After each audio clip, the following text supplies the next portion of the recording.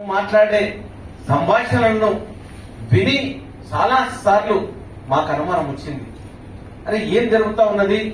నా కారులో నాకు అత్యంత సన్నిధుడు, నాతో పాటు తిరిగినవాడు, నాకు పిఏగా ఉన్నటువంటి ఆయనను నేను అనుమానిస్తూ వచ్చినాను.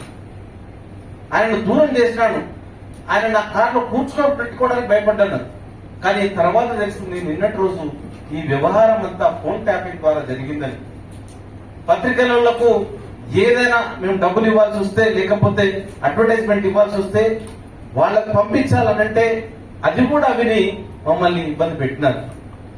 అంటే ఒక ఎవరిని నమ్మక లేనటువంటి స్థితికి నేను వెళ్ళడం జరిగింది. నా దగ్గర ఆప్త మిత్రులు, నాకు సహాయం చేసిన వాళ్ళను కూడా నమ్మలేని స్థితికి ఈ యొక్క ఫోన్ ట్యాపింగ్ వ్యవహారం తీసుకోవాల్సి వచ్చింది. వాళ్ళని అనుమానించాల్సి వచ్చింది. ఈ రోజు మనం చూస్తా ఉన్నాం, వీళ్ళు సాధించింది ఏంటో మాకు తెలియదు.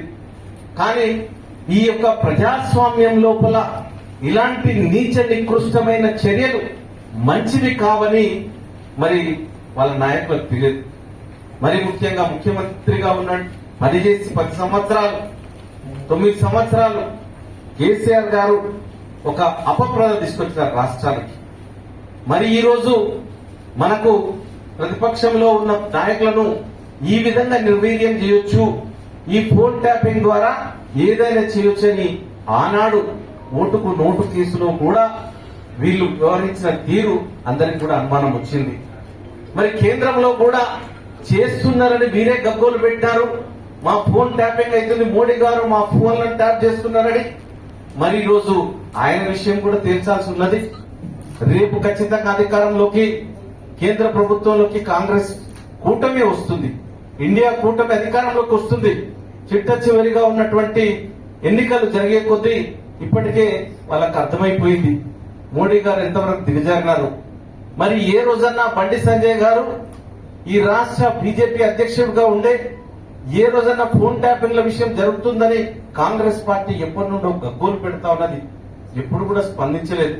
ఈ రోజు కూడా బండి సంజయ్ ఫోన్ ట్యాపింగ్ జరిగిందన్న తర్వాత కూడా ఆయన స్పందన చూస్తుంటే హాస్యాస్పదంగా ఉన్నది. మరి ఇంతవరకు నిమ్మకు నీరెత్తినట్లు అంటే ఇదంతా ఒక సామాన్య చర్యగా వాళ్ళు చెప్తా ఉన్నారు. మరి ఈ రోజు ఫోన్ ట్యాపింగ్ వ్యవహారం లోపల ఎవరు కూడా టీఆర్ఎస్ నాయకులు దీన్ని ఖండించడమో, ఇది దీనికి చేస్తామని ఎక్స్ప్లెయిన్ చేయడమో జరగలేదు ఇంతవరకు. కాబట్టి తప్పకుండా ఈ వ్యవహారం లోపల ముఖ్యమంత్రి గారిని కలవడం, వాళ్ల మీద చర్యలు తీసుకోమని చెప్పడం, మరి నేను స్వయంగా హైకోర్టును ఆశ్రయిస్తానని చెప్తా ఉన్నాను. మేము చేసే దందాలు ఏం లేవు. నేను ఒక జిల్లా